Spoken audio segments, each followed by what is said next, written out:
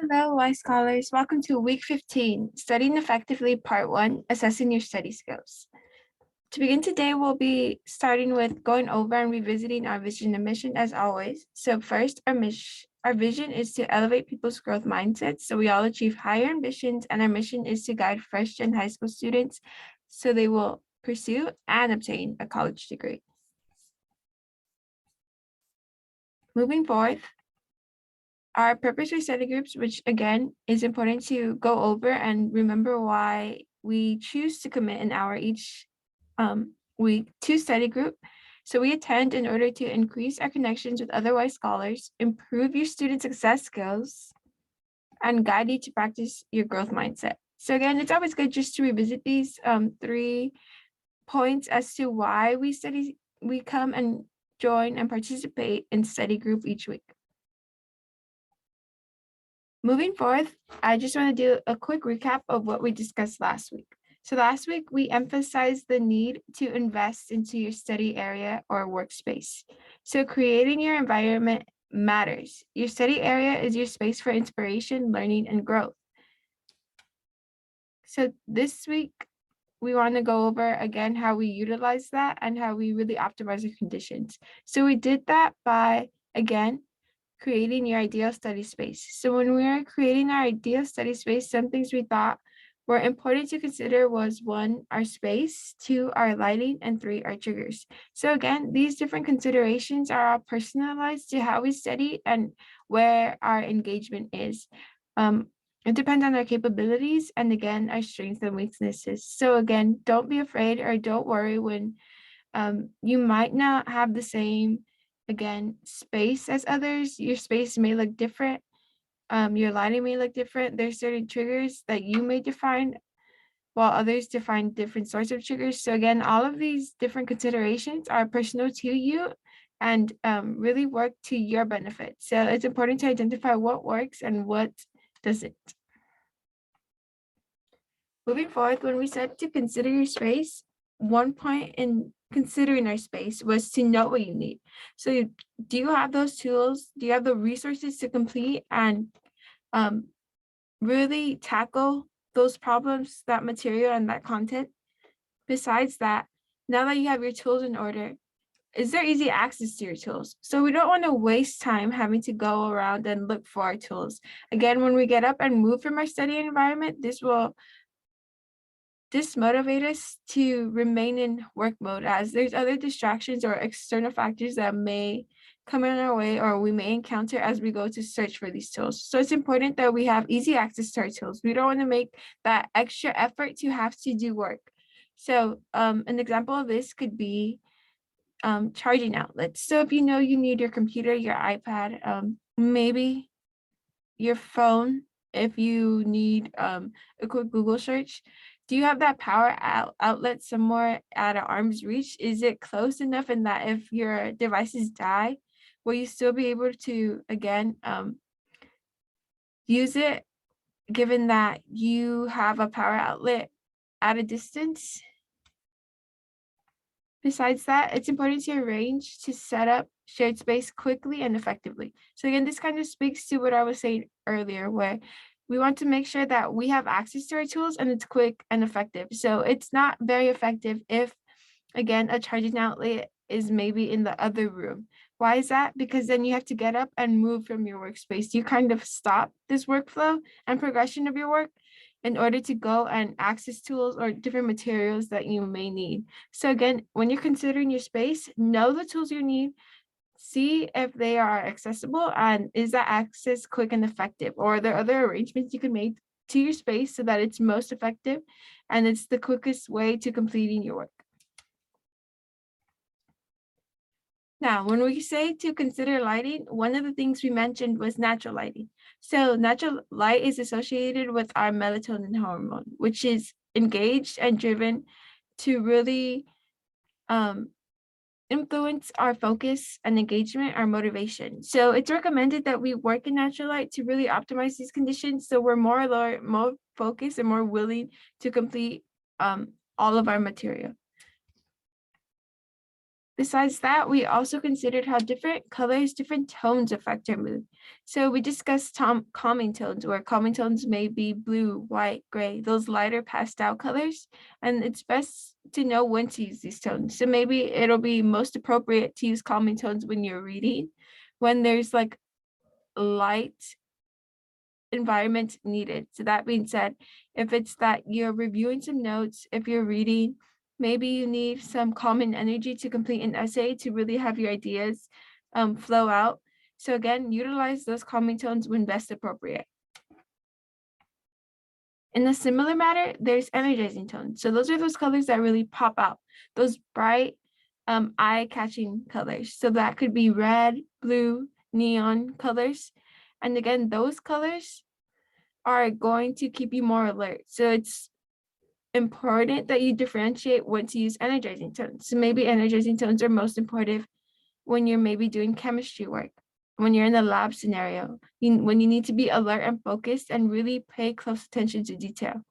So differentiating between how tones can affect your mood and when they're most appropriate will make your study space ideal.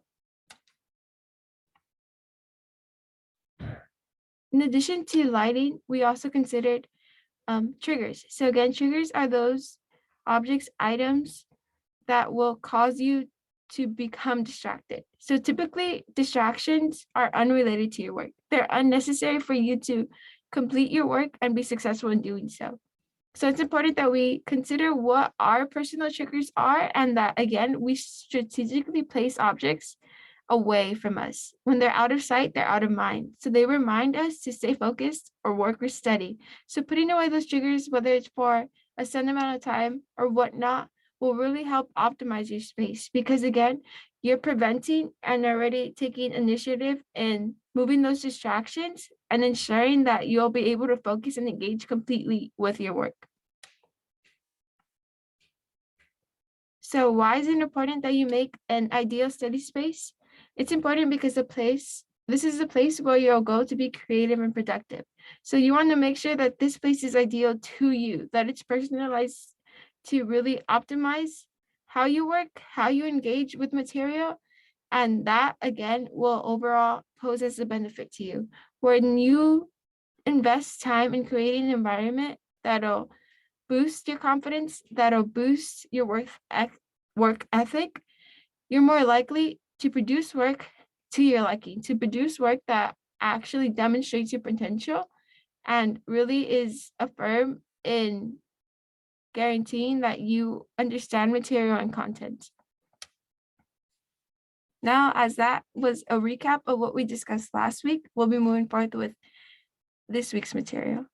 Studying Effectively, Part 1, Assessing Your Study Skills. Previous weeks that we've been working together, we've been working to optimize our time management skills, our prioritization, our study space. And now that that's already, we're ready to study. So most students take classes to teach them how to learn to study effectively. So this week we want to give an intro on the study skills that are actually, what study skills actually are and how to develop good study habits and skills when you're in high school so they could later pose as a benefit and help you in college. So today we're going over what studying may look like, what studying skills you can possibly try out and implement, and how to really optimize these skills. That way, again, they provide an opportunity for you to be successful in the future.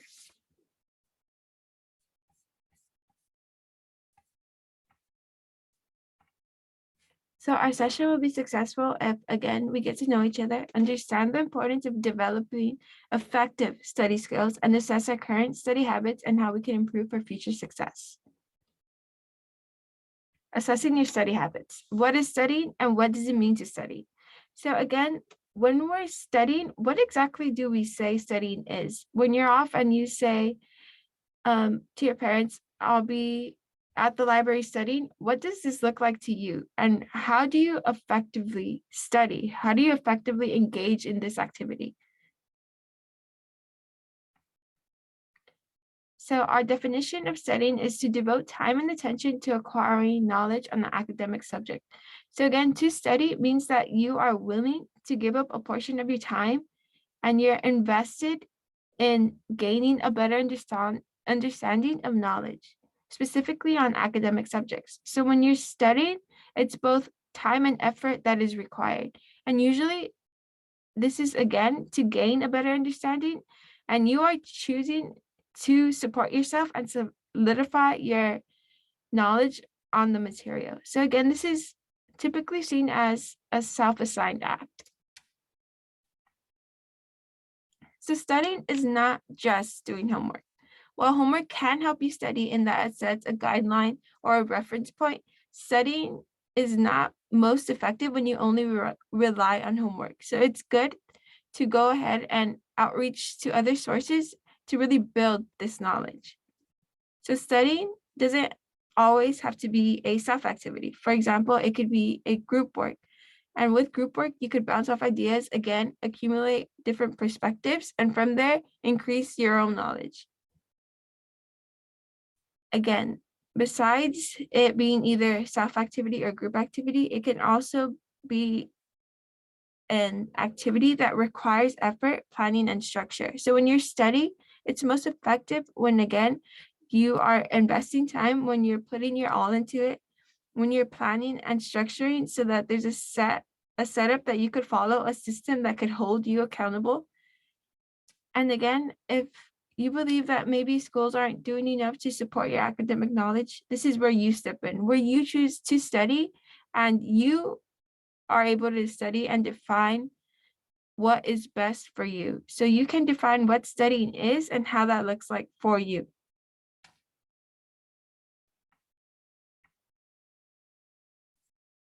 So next we'll be watching this video on assessing your study skills. So it's just an intro into it, and it's a crash course again that'll introduce us to what studying skills are and some of the benefits they may have. Hi, I'm Thomas Frank, and I want to welcome you to a series that's a little bit different than anything you've seen here at Crash Course before. While every other series up to this point has helped you explore and learn about actual academic subjects like world history, computer science, and literature, here we'll be learning how to learn. This is an important ability to have and to hone. As our economy becomes more and more dominated by information, the people who can retain that information, learn new skills quickly, and combine what they know in new and innovative ways are going to be the ones who succeed. Plus, when you know how to study efficiently for a test, you've got more time for Mario Kart. So I should probably introduce myself. My name is Thomas Frank, and I'm the founder of CollegeInfoGeek.com. I'm also the author of a book called 10 Steps to Earning Awesome Grades, and I'm the creator of a YouTube channel that's all about becoming a more effective student. I also have a podcast where I get together with my best friend Martin, and we discuss many of these topics in even more depth. For the past 7 years, I've spent a huge amount of time writing and researching all about how we as humans can improve our ability to learn and become more productive. I've interviewed college professors, authors, sleep doctors, neuroscientists, and other experts, and along the way, I've picked up a few tips that go beyond the basics that you might have already been taught. So over the course of the next 10 episodes, I'll be sharing what I've learned. Among other things, we'll be digging into how to effectively take notes, tackle reading assignments, write papers, and, of course, study for tests. We'll explore how your memory works and look at study strategies that take advantage of its limitations rather than working against them. We'll also cover productivity skills like planning, beating procrastination, and improving your concentration, skills that'll serve you both in your life as a student and wherever you decide to go afterwards. And that's really the thing with study skills. As I've discovered since graduating college with an information systems degree a few years ago, and as you'll inevitably discover as well, the skills that enable you to ace your tests and keep all of your assignments organized will transfer to your career and help you succeed there as well. Welcome to Crash Course Study Skills. I'll see you next week.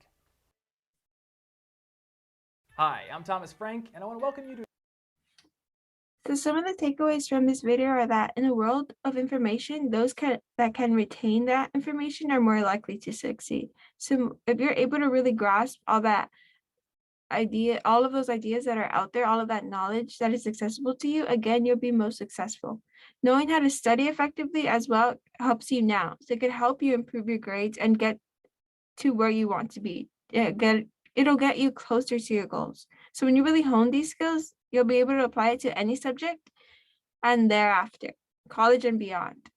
So besides this, other takeaways that he mentioned in this video are that, as he referenced, when you know how to study, you have more time for Mario Kart. So again, when you know how to study effectively, you can reduce the amount of time you prioritize to study. And again, this opens your schedule for other activities. You get to be more than just a student because again, you have invested that time in knowing how to optimize your studying effectively. Besides that, he also noted that the habits you develop now are most important and they carry on throughout your life. So if you invest now in the present, it'll pay off in the future. So really taking the time to evaluate how you study, if these skills are proving to be effective and that they are showing the progress and grades that you like, that you feel that you deserve, and really demonstrate your potential. When you really hone on these skills, again, you'll be able to apply it to different subjects and to your daily life. So it's important that you know how to study, it just as important that it is that you study. Why is that? Because your study skills set up your platform. This is the foundation of studying. So to ensure that you can study, you must know how to study. Hi, I'm Thomas Frank, and I want to welcome you to a series. So effective study skills improve your ability to learn and retain knowledge. So again, we want to make sure that we're moving forth that previous mindset that studying is just memorization. It's different in that you want to retain knowledge. So you want to not only know it, but also make sure that you understand it. Why is that? You know you have retained knowledge versus memorization when, again, you are able to explain it, when you're able to comprehend and maybe teach a friend. So again, studying effectively helps our learning and retain knowledge. And in the end, it'll demonstrate that progress that we desire.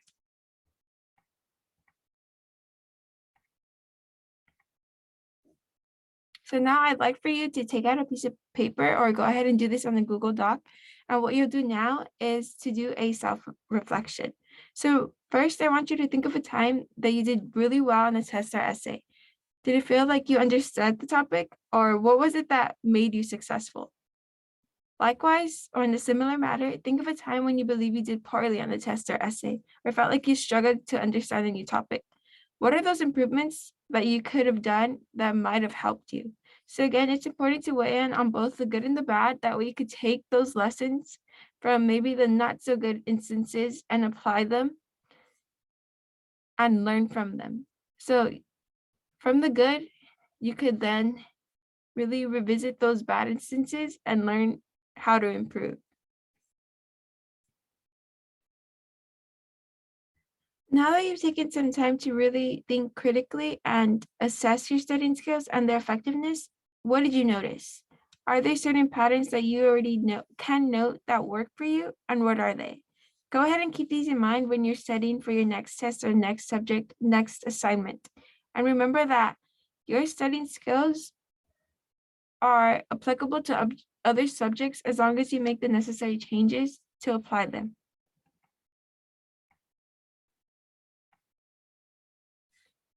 So developing effective studying skills, again, will help improve your test scores. A study from Stanford found that college students who use strategies improve their exam scores by a third of a letter grade. So again, when you get to college, unfortunately, the participation attendance won't cut it.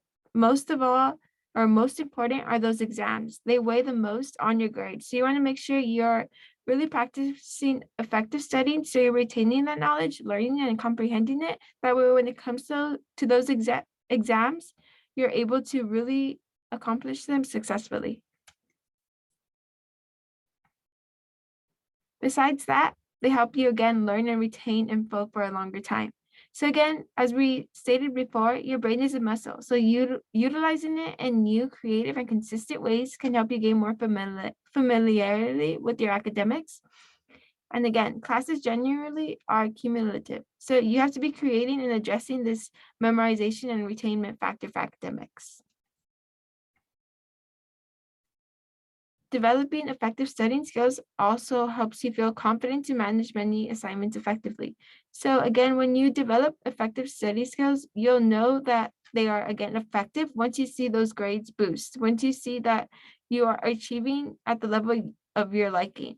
So again, once you've delivered that progress, when you showed that those study skills are effective, you're more comfortable tackling new subjects, new areas, and you're confident that those study skills will be able to support you then, just as they did before. Cal New reports how to become a straight A student shows that successful studying actually shows to pay off in that students study less than their peers once they have those effective studying skills. So again, as mentioned in that video, you are able to clear up your schedule when you study effectively. Why? Because you're more engaged and you know how to really make that relationship and connection with the new material. And because of that, less time is required to really gain that understanding.